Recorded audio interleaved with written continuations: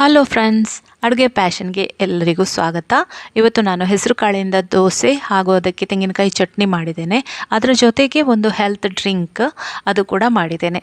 ಈ ದೋಸೆನ ಹೇಗೆ ಮಾಡೋದು ಮತ್ತು ಜ್ಯೂಸನ್ನು ಹೇಗೆ ಮಾಡೋದು ಅಂತ ನೋಡುವ. ಇದು ಆರೋಗ್ಯಕರವಾದ ಜ್ಯೂಸು ಹಾಗೂ ಹೆಸರು ಕಾಳಿನ ದೋಸೆ. ಈ ಜ್ಯೂಸ್ ಮಾಡಲಿಕ್ಕೆ ಏನೇನು ಬೇಕು ಇಂಗ್ರೀಡಿಯೆಂಟ್ಸ್ ಅನ್ನೋದನ್ನು ಮೊದಲಿಗೆ ನೋಡ್ಕೊಳ್ಳುವ. ಇಲ್ಲಿ ನೋಡಿ, ಮೊದಲಿಗೆ ಒಂದು ಸೋರೆಕಾಯಿನ ತಗೊಂಡಿದ್ದೇನೆ. ಎಳೆತಾದ ಸೋರೆಕಾಯಿ, ಇದನ್ನು ಕಟ್ ಮಾಡ್ಕೊಳ್ಬೇಕು. ಇಷ್ಟು ನೋಡಿ, ಇಷ್ಟು ಕಟ್ ಮಾಡಿಕೊಂಡ್ರೆ 1 ಗ್ಲಾಸ್ ಜ್ಯೂಸಿಗೆ ಈ ಸೋರೆಕಾಯಿ ಸಾಕು. ಇದನ್ನು ಸಿಪ್ಪೆಯನ್ನು ತೆಗೆದು ಸಣ್ಣ ತುಂಡುಗಳನ್ನು ಕಟ್ ಮಾಡ್ಕೊಳ್ಬೇಕು. ಮತ್ತು ಇದು ಎಳೆತಾಗಿರಬೇಕು, ಹಾಗೆ ನಿಮಗೆ ಕಹಿ ಇರಬಾರ್ದು. ಅದನ್ನು ನೀವು ಚೆಕ್ ಮಾಡ್ಕೊಳ್ಬೇಕು, ಕಹಿ ಉಂಟಾ ಅಂತ ಹೇಳಿ. ಕಹಿ ಇದ್ದರೆ ಮತ್ತು ಬಲಿತ ಸೋರೆಕಾಯಿ ಆದರೆ ಜ್ಯೂಸ್ ಅಷ್ಟು ಚೆನ್ನಾಗಿರುತ್ತಿಲ್ಲ, ಅದಕ್ಕೋಸ್ಕರ ಅಷ್ಟೇ. ಇದಕ್ಕೆ ಒಂದು ಸಣ್ಣ ತುಂಡು ಶುಂಠಿ ಹಾಗೂ ಪುದೀನವನ್ನು ಸೇರಿಸ್ಕೊಂಡೆ. ಅಷ್ಟು ಸೇರಿಸಿ ಸ್ವಲ್ಪ ನೀರು ಹಾಕಿ ಗ್ರೈಂಡ್ ಮಾಡಿಕೊಳ್ಳುವ. ಗ್ರೈಂಡ್ ಮಾಡಿದಂತಹ ಮಿಕ್ಸಿಗೆ ನಾನು ಒಂದು ಸ್ವಲ್ಪ ಚಿಟಿಕೆಯಷ್ಟು ಬ್ಲ್ಯಾಕ್ ಸಾಲ್ಟನ್ನು ಹಾಕ್ಕೊಂಡೆ. ಆಮೇಲೆ ಇದನ್ನು ಶೋಧಿಸ್ಕೊಳ್ಬೇಕು.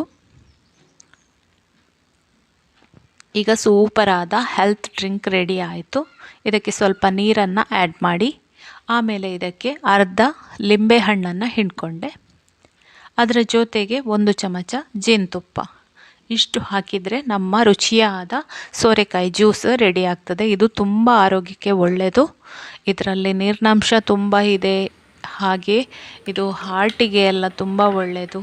ಈ ಜ್ಯೂಸ್ ಕುಡಿಯೋದ್ರಿಂದ ಸ್ಕಿನ್ನಿಗೆ ತುಂಬ ವಿಟಮಿನ್ಸ್ ಎಲ್ಲ ಇದೆ ಇದರಲ್ಲಿ.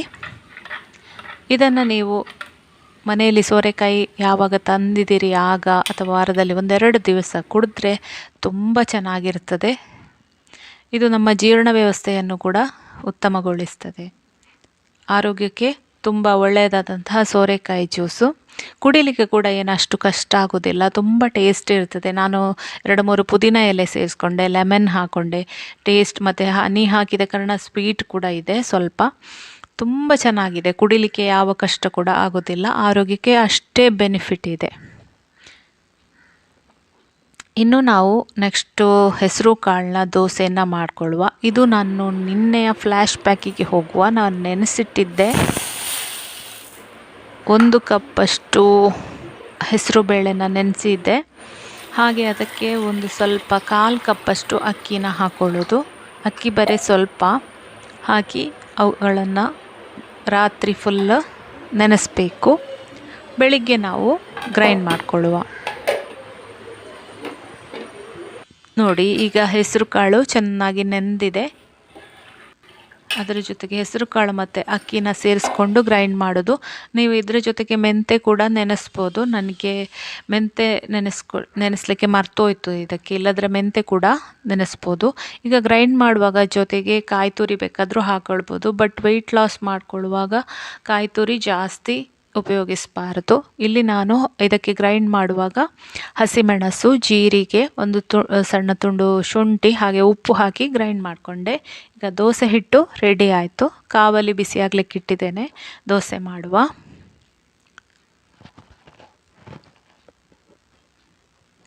ಈಗ ಸೂಪರಾದ ರುಚಿಯಾದ ಕ್ರಿಸ್ಪಿಯಾದಂತಹ ಹೆಸರು ಕಾಳಿನ ದೋಸೆ ರೆಡಿ ಆಯಿತು.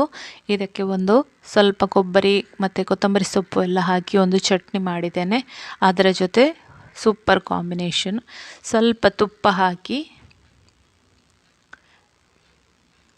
ಬೇಯಿಸ್ಕೊಳ್ಬೇಕು.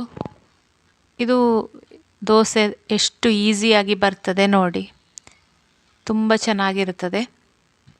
ಈ ಹೆಸರು ಕಾಳು ಆರೋಗ್ಯಕ್ಕೆ ತುಂಬ ಒಳ್ಳೆಯದು, ಪ್ರೋಟೀನ್ ಇದೆ ಅದರಲ್ಲಿ, ಅದು ಫೈಬರ್. ವೆಯ್ಟ್ ಲಾಸ್ ಮಾಡಿಕೊಳ್ಳುವವರಿಗೆ ಈ ದೋಸೆನ ನೀವು ಮಾರ್ನಿಂಗ್ 1 ಅಥವಾ 2 ದೋಸೆ, ಅದಕ್ಕಿಂತ ಜಾಸ್ತಿ ಕ್ಯಾಲೋರಿ ಜಾಸ್ತಿ ಆಗ್ತದೆ, 2 ದೋಸೆಯವರೆಗೆ ತಿನ್ಬೋದು. ಯಾಕೆಂದರೆ ಅಕ್ಕಿ ಹಾಕಿದೆ. ನೀವು ಇಲ್ಲಿ ಅಕ್ಕಿ ಹಾಕುವ ಬದಲು ಮಿಲೆಟ್ಸನ್ನು ಉಪಯೋಗಿಸ್ಬೋದು, ಅದು ಕೂಡ ಆರೋಗ್ಯಕ್ಕೆ ತುಂಬ ಒಳ್ಳೆಯದು. ಇಲ್ಲಿ ನಾನು ಅಕ್ಕಿ ಬಳಸಿದ ಕಾರಣ ಜಾಸ್ತಿ ದೋಸೆಯನ್ನು ಯೂಸ್ ಮಾಡುವ ಹಾಗೆ ಇಲ್ಲ, 2 ದೋಸೆನ ತಿನ್ನಬೇಕು. ಈಗ ಸೂಪರಾದ ಟೇಸ್ಟಿಯಾದ ಚಟ್ನಿಯ ಜೊತೆ ಹೆಸರು ಕಾಳಿನ ದೋಸೆ. ಫ್ರೆಂಡ್ಸ್, ನನ್ನ ವಿಡಿಯೋ ಇಷ್ಟ ಆದರೆ ಲೈಕ್ ಮಾಡಿ, ಶೇರ್ ಮಾಡಿ, ಕಮೆಂಟ್ ಮಾಡಿ. ಹಾಗೆ ನೀವು ಹೊಸದಾಗಿ ನನ್ನ ಚಾನಲನ್ನು ನೋಡೋದಾದರೆ ಸಬ್ಸ್ಕ್ರೈಬ್ ಮಾಡೋದನ್ನು ಮರಿಬೇಡಿ. Thank you friends watching my video. Thank you so much.